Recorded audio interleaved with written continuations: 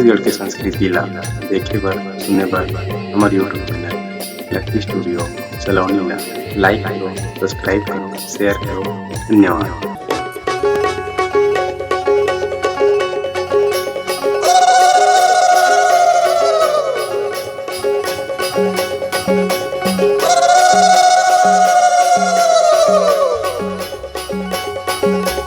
होरे होरे होरे होरे होरे होरे होरे होरे होरे होरे होरे होरे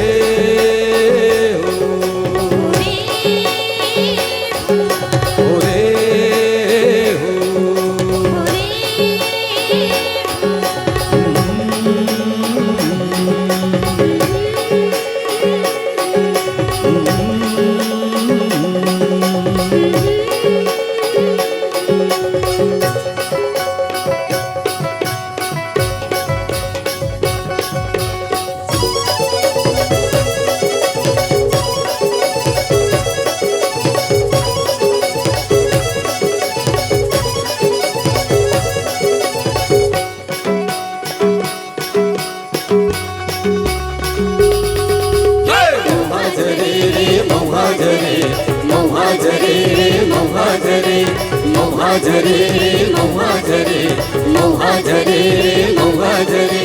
डोगरी के तीर लगे साची, डोगरी के तीर लगे साची। लाले बरसा बनवा फूले, लाले बरसा बनवा फूले। मौहा जरे मौहा जरे मौहा जरे मौहा जरे मौहा जरे मौहा जरे मौहा जरे मौहा जरे।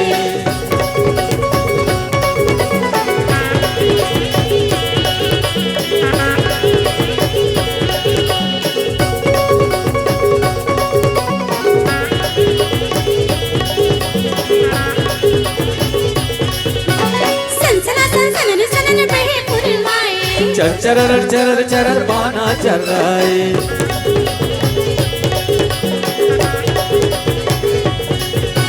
सनसना सनसन सनन बहे पुरवाए।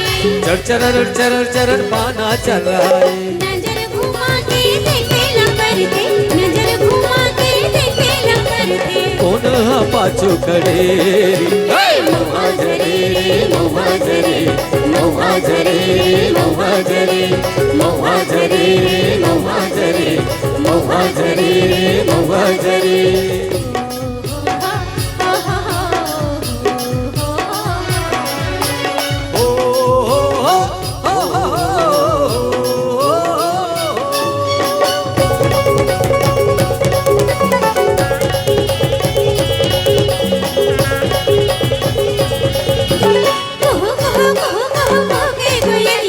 डारा डारा पाना पाना खुद के जी रैया।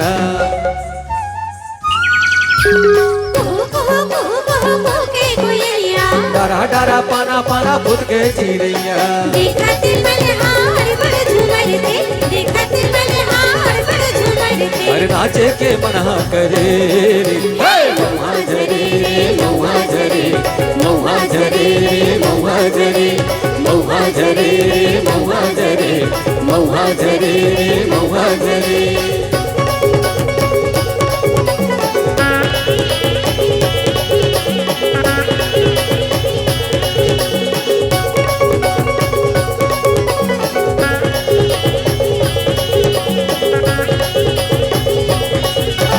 उगती पुड़ती में बात बात बढ़िया रे। गावत गावत सब मौहा बिन डारी।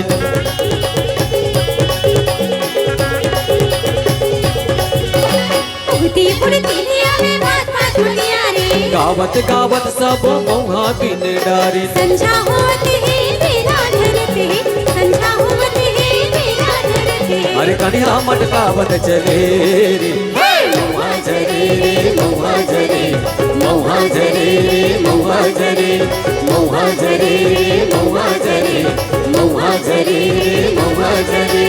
डोगरी के तीर लगे साची, डोगरी के तीर लगे साची। लाल